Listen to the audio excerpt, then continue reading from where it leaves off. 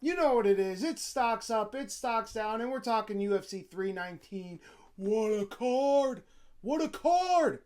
It was stacked from top to bottom. I really, really enjoyed the event. The main event, maybe not the most exciting, but I liked it. I liked it because I had money on Khamzat, so I was very excited the whole time. Right? Co-main event, we had underdogs. I mean, this fight card, two spinning back elbows. Oh my god! You know what? Let's just jump right in. We're gonna see whose stocks are up and whose stocks are down after UFC 319. Stock up, Khamzat Chimaev. I mean, obviously, this is an easy one to pick, but I made him as the smallest stock rise just because you have people online saying the fight was boring. And I really could care less, right? If you just want a championship, I don't care what people online are saying. But when you look at the big picture of UFC, you look at the way they're trying to build stars, and you got to have some exciting fights. You got to have some exciting finishes. And up until this point of his career, Khamzat's always been exciting. There's nothing boring about Khamzat. But I think he just really wanted to dominate Dricus on the ground, make a statement, show him that your couple month camp of wrestling has nothing to do with my lifelong time of wrestling. And Khamzat absolutely dominated him. So, obvious stock up for the new middleweight champion of the world, Khamzat Chimaev.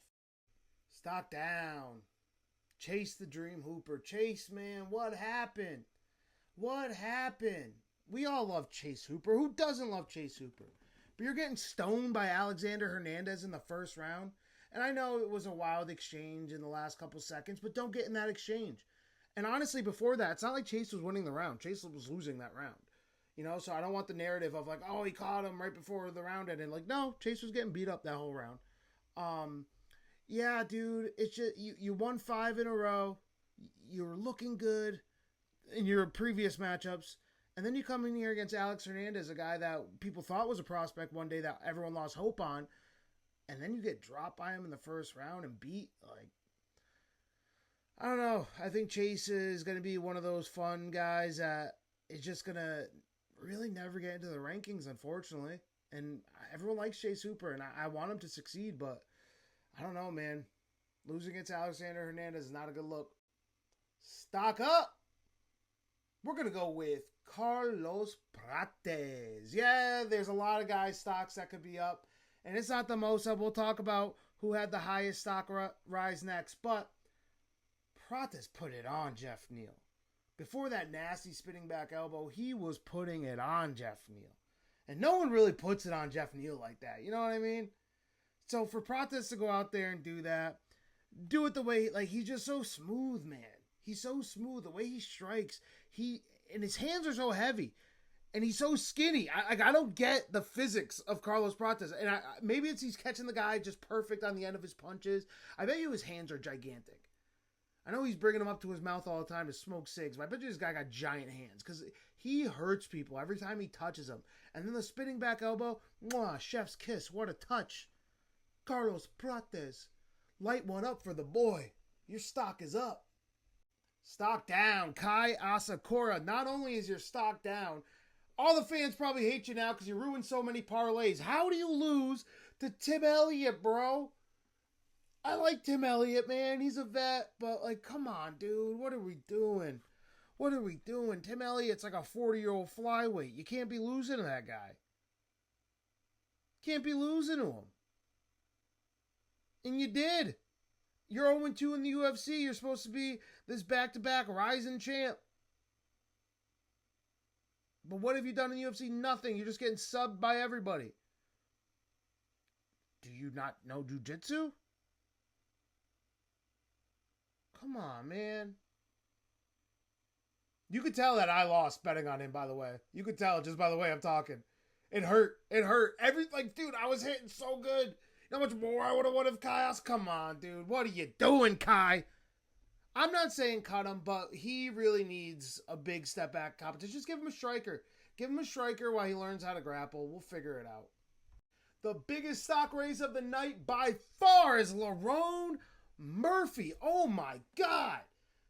2 back-to-back spinning elbows. Oh my goodness. What were we watching? It was beautiful.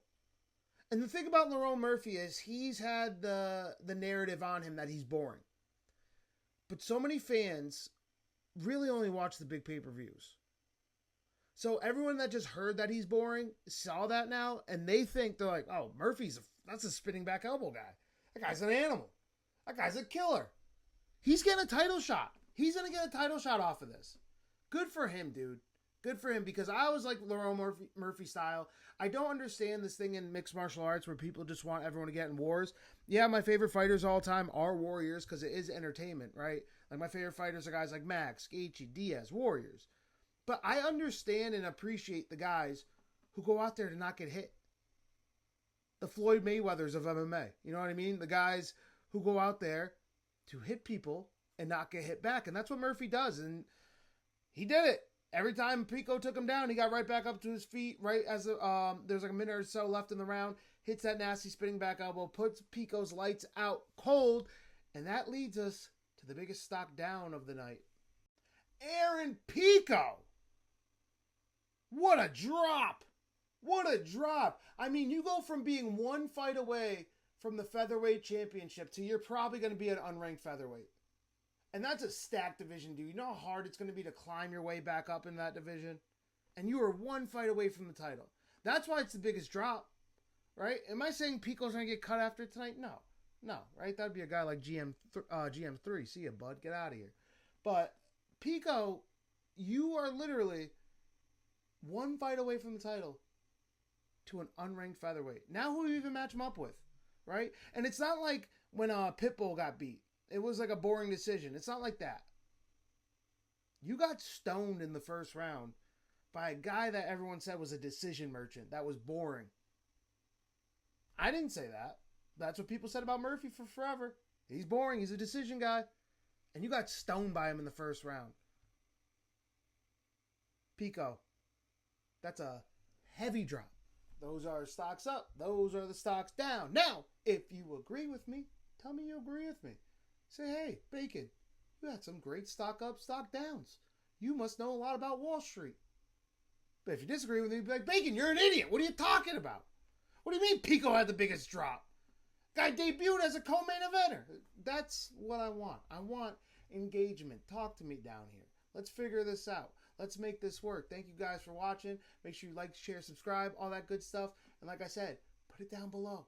I'll argue with you or I'll agree with you. We'll find out soon. Money talk. Here comes the money.